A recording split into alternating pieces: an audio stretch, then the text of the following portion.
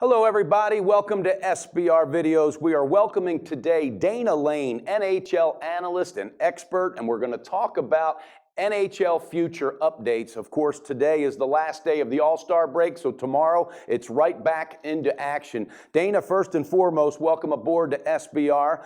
We're going to talk about these NHL future odds, and obviously you have East and West and then the Stanley Cup odds. So I'm going to kind of turn it over to you and see how you feel about what team might have an advantage, what future odds look better than others, and if there's a dark horse perhaps in the mix.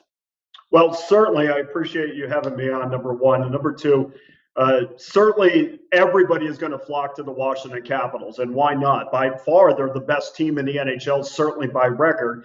And if $100 better bet the Washington Capitals every game, you'd be up over $2,000, which is almost twice as much as the second place team, which is the Dallas Stars. But my thing with them, if you're going in the second half, I would look past them because now the bookmakers are going to catch up. Mm-hmm. These lines are going to be 150 to 180 on the road, and even at home, you're going to looking at 2 to 220 at times, maybe a little bit less with the better teams. But the problem is, if you lose these games, you're going to have to win 3 games in some cases to just overcome that one loss. And we look at the Washington Capitals, a 15-point lead in their division and an 11-point lead in the playoff race over the Florida Panthers. There could be a time where they start to rest some guys, and that's not good for the bettors. No, it's not. And also, though, that's kind of typical after the All-Star break. You know, an interesting fact that I saw, Dana, on the East, you know, the Capitals, Rangers, the Lightning, and the Panthers are the top 4 teams, and all of them are anchored by top goaltending. You got Holtby for the Caps, Lundqvist for the Rangers, you got Ben Bishop with Tampa Bay Lightning, and, of course, Robert Luongo in Florida. On the West, there's a few. You've got Jonathan Quick and so forth, but do you see any advantage or disadvantage to the East as opposed to the West in this scenario?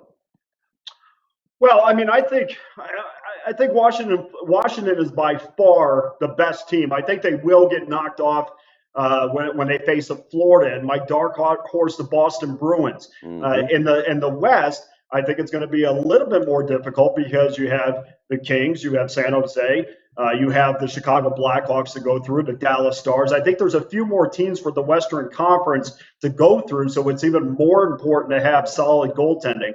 And when we're moving forward on future lines and trying to figure out who we're going to back, I tend to stay away from the number 1 teams, especially when they get in the playoffs, because teams that are offensively oriented, and I'm not saying that Holtby's not a great goaltender. I'm just saying that I don't think he's going to carry this into the second half into the playoffs. I'd rather back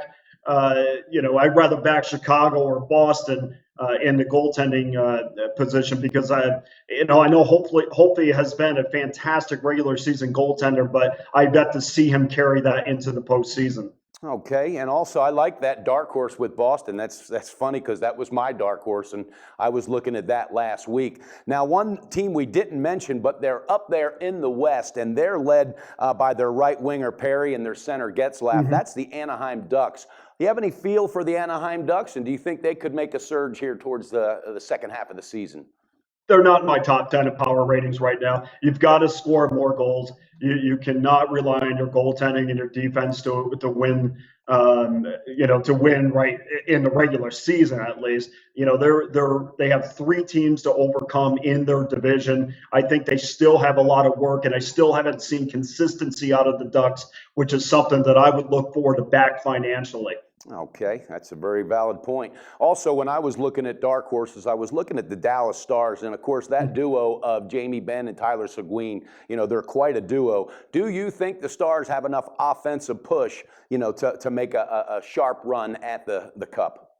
Yeah, absolutely. I love the Dallas Stars. I think this is the year that you would definitely see them make a deep run. In fact, if you're looking from a betting angle, I think the Stars are definitely the team to back because they've had kind of a poor January, so the bookmakers are not going to overprice them going forward. But I think you're going to see a real run out of the Dallas Stars because even though they've had a fantastic obviously a fantastic start, and they've had a fantastic season. They still have to stay focused because they want to catch Chicago. So I don't think you're going to see them mentally off their game very much. And I think that price on a daily basis is going to be a little bit lower, certainly lower than the Washington Capitals. So they would certainly be a team that I would ride the rest of the year. As a matter of fact, they are my team that I would ride the rest of the year from a betting standpoint.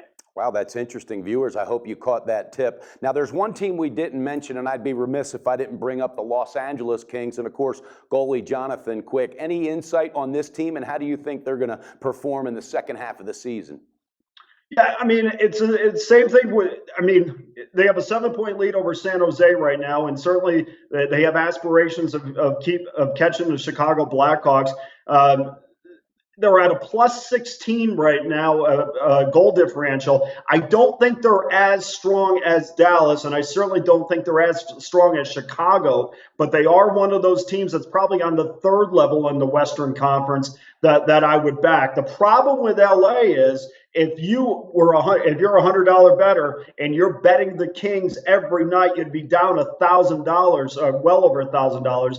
Almost $1,100. And despite their record, they are constantly overpriced. So I would stay away from the Kings until we can not only get a good price, but some consistency in covering the point spreads. And that's another point that I want to make. If you're going forward and betting the NHL, too many people want to bet Chicago -1.5 or Dallas -1.5. If you are betting the favorites minus the 1.5, you are losing and losing at a pretty good pace this season. Look to the underdogs plus the 1.5. I know the plus money is inviting, but it's the underdogs is where the money is when you're betting puck lines. That's very interesting because a puck line is one of my special and favorite bets. And I pick my spots, though, and I certainly don't jump back to back. And literally right now, first half of the season, hitting 72% on puck lines. But that's nice. A very interesting outlook as far as taking the plus on the puck line. And that's something I generally don't do, but I certainly will be looking into that. And also, Dana, as long as the Blackhawks are playing, everybody's got to watch out. We know what this team has done the last 4 years. And, collectively as a team, they're very focused. Dana, thank you so much for your time today. And viewers, be looking out because Dana and I are going to start doing daily NHL videos together, and we're going to give you the tips, the advice, and the edge you need to beat your book in the NHL. Dana, have a great day. Thanks again for being with us, and we'll be talking to you tomorrow. Absolutely. My pleasure. Thank you.